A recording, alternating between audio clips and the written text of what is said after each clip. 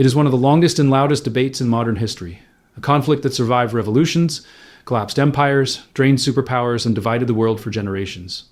For more than a century, capitalism and socialism were not just economic ideas. They became battle lines.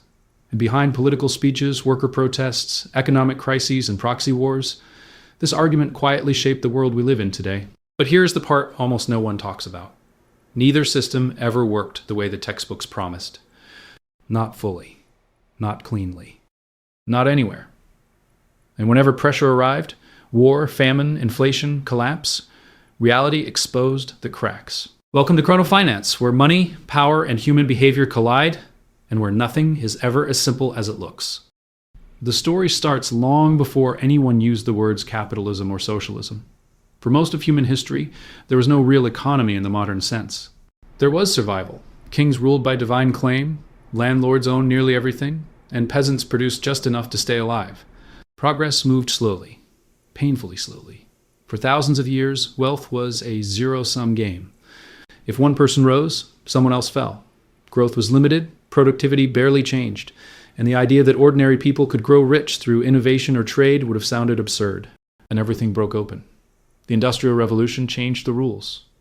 Late 18th century Britain became a pressure cooker of coal, machines, capital, and ambition. Muscle was replaced by machines, workshops turned into factories, and a new form of power emerged: private capital. For the first time, individuals could invest, take risks, and own productive assets at a scale once reserved for kings. Output exploded, wealth expanded, and inequality expanded with it. Cities filled with smoke, children worked endless hours, and slums spread disease and misery. Yet one truth was impossible to ignore. Capitalism produced more goods, more speed, and more wealth than any system before it. Socialism did not appear as a dream, it appeared as a reaction. By the mid-19th century, thinkers like Karl Marx and Friedrich Engels looked at factory floors, worker revolts, and industrial poverty, and reached a harsh conclusion. They believed the system itself was the problem. In their view, capitalist wealth came from extraction rather than opportunity, from labor taken, not value created. Their solution was simple in theory: collective ownership, shared profits, production for human need, not private gain. It sounded rational. It sounded moral. And to millions living under early industrial capitalism, it sounded like justice. But theory is one thing. Reality is another. The first real test of socialism did not happen in classrooms. It happened in chaos. After the 1917 Russian Revolution, Lenin inherited a shattered empire, starving, illiterate, and broken by war. The old order collapsed overnight, and a massive country suddenly needed a new economic system. So the Soviets built one. The state owned land, factories, banks, and resources. Prices were set by planners, production followed quotas rather than demand, and private enterprise disappeared. On paper, it promised equality and efficiency. In practice, it delivered confusion. Without prices, planners lacked information. Without competition, innovation stalled. Without rewards, effort collapsed. Shortages became normal. Waiting lines became daily life. Agriculture failed, triggering famine. Even Lenin eventually retreated, allowing limited markets simply to keep society alive.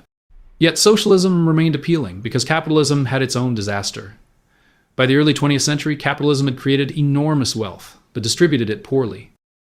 Speculation exploded, monopolies dominated industries, and millions lived on the edge. Then came 1929. The Great Depression was not a slowdown, it was an economic heart attack. Banks failed, unemployment soared, and entire financial systems collapsed. To many observers, capitalism did not look flawed. It looked broken.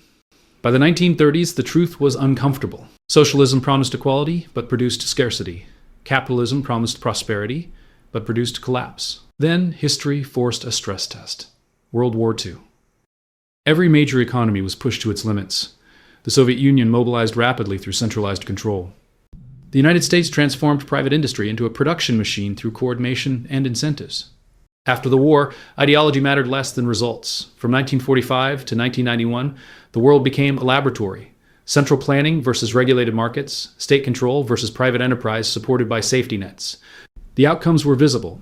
The Soviet Union industrialized quickly and expanded education and housing, but inefficiency spread beneath the surface. Factories met quotas by producing unusable goods, innovation slowed, and consumer technology lagged far behind. Capitalist countries adapted. Regulation expanded. Social security systems were built.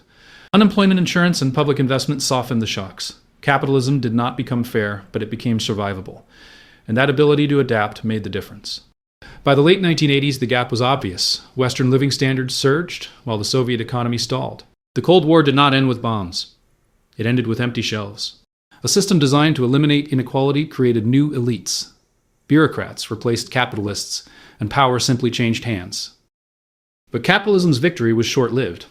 By the 2000s, finance dominated growth, debt expanded, and inequality returned at levels reminiscent of the Gilded Age. 2008 arrived, a reminder that instability never vanished. It only changed form. At the same time, socialist ideas returned, softer and less absolute. Healthcare, education, worker protections. Not pure socialism, but corrections. Today, no major economy is pure.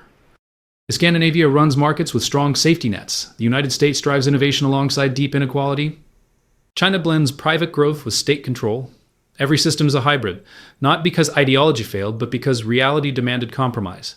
Human behavior never disappears. Greed, ambition, fear, and creativity simply express themselves differently. Markets concentrate wealth, planned systems concentrate power. Different tools, same human tendencies. The real question was never capitalism versus socialism. The real question is control. Who holds power? Who restrains it? And how mistakes get corrected.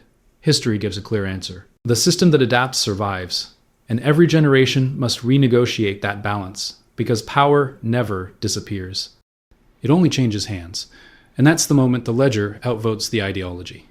Chrono Finance, following the money through time.